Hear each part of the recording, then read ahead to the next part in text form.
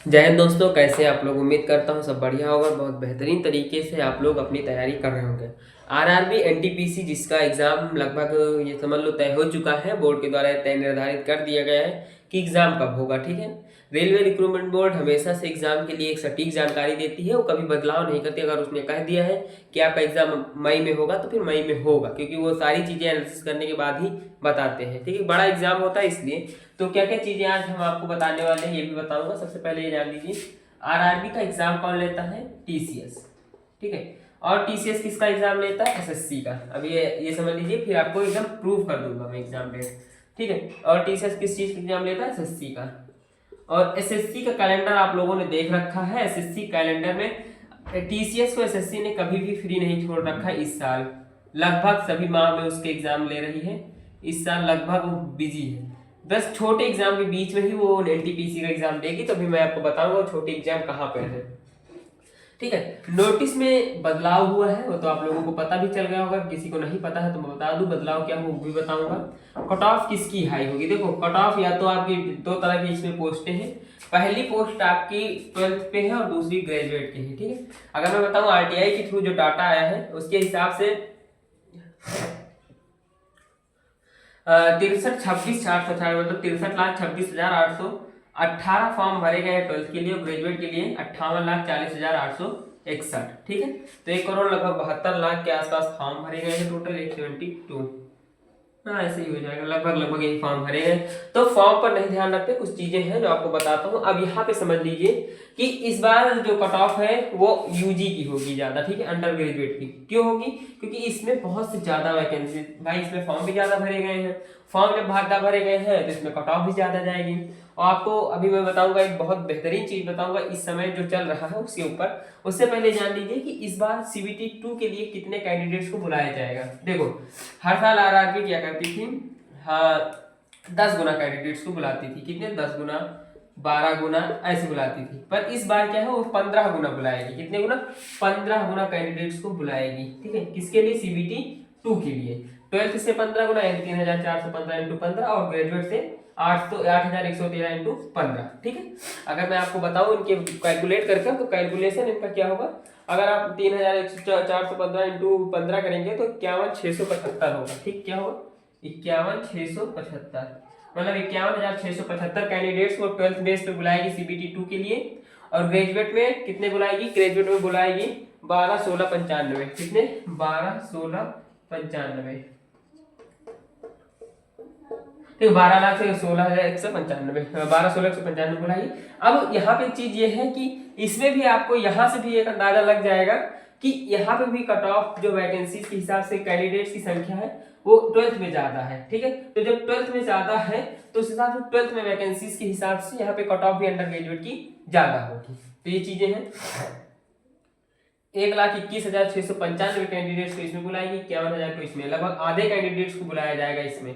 ठीक है, जब दोनों को अगर मैं यहाँ पे ऐड कर लूँ तो लगभग 1.75 के आसपास बनेगा। मैं कैलकुलेट नहीं करूंगा, समय व्यर्थ होगा आप लोगों का। अब यहाँ पे समझ लीजिए एग्जाम कब तक होगा। देखो, आपको पता है कि इस साल लगभग एसएससी बहुत सी एग्जाम कंडक्ट करा रही है और पूरे साल इसको बिजी रख रही है। और टीसीएस का एक रूल है, वो एक साथ 2 बड़े एग्जाम नहीं लेते हैं। ठीक है, एक साथ कभी भी वो 2 बिग एग्जाम नहीं लेंगे।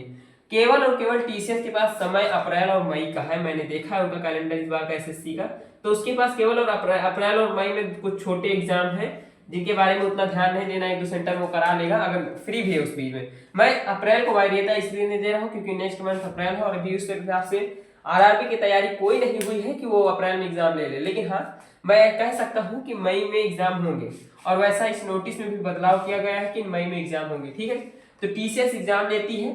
एसएससी इस बार टीसीएस को लगभग बहुत से एग्जाम दिए हुए, और टीसीएस कभी भी एक साथ 2 बड़े एग्जाम नहीं लेती है। टीसीएस के पास केवल और केवल अप्रैल और मई का समय बचा हुआ है।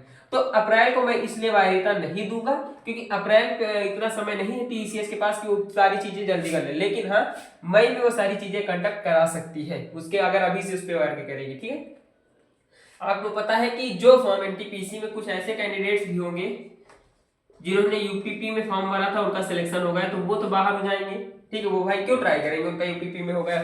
बहुत से ऐसे होंगे जो कांस्टेबल में फॉर्म भरे होंगे और इससे पहले उनका भी कंफर्म हो जाएगा, तो वो भी यहाँ से बाहर हो जाएंगे। ठीक है, 0.5 नंबर का ही कम होगा, लेकिन होगा, ये फायदा मिलेगा आपको, ठीक है। कांस्टेबल के बाद आप लोग पता है टेक्नीशियन की एग्जाम चल रहे थे और उससे पहले इसकी भर्ती कंप्लीट हो जाएगी, तो इसमें भी वैकेंसीज क्या होंगी, इसमें से कुछ कैंडिडेट्स तो जो जितने भी होंगे ये सभी एनटीपीसी लगभग 95% फॉर्म भरे होंगे, ठीक है। अब अगर इसको भरे हैं तो वहां तो जाएंगे ही, क्योंकि इससे अच्छी वैकेंसीज ये सारी हैं।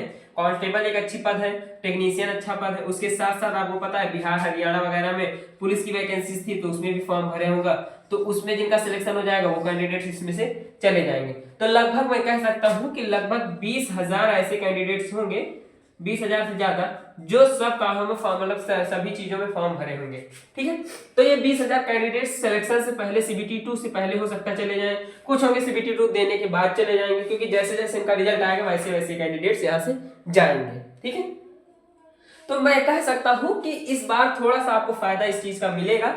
उसके साथ मैं और कुछ डाटा आप लोगों को लेकर आया हूं।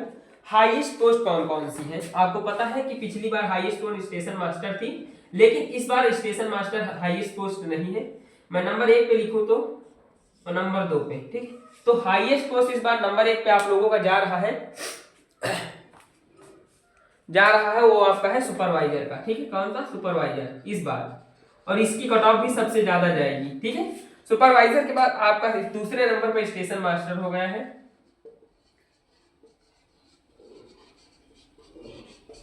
तो इस बार सुपरवाइजर की कट ऑफ जो है सबसे ज्यादा जाने वाली है, ठीक है।